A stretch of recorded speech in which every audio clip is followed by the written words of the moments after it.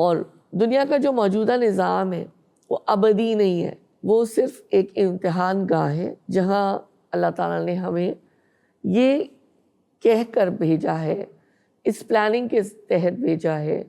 کہ یہ ایک دن ختم ہو جائے گا، یہ دنیا بھی جو ہے وہ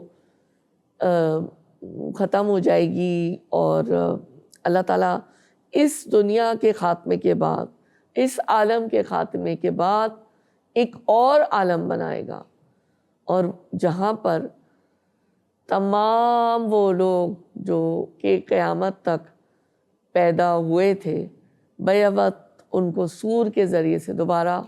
پیدا کیا جائے گا، ان سب کو جمع کیا جائے گا اور ان سب کا حساب لیا جائے گا، ہر ایک کو اس کے کیے کا پورا بدلہ دے دیا جائے گا، بال برابر بھی کسی کے ساتھ نا انصافی نہیں ہوں گی۔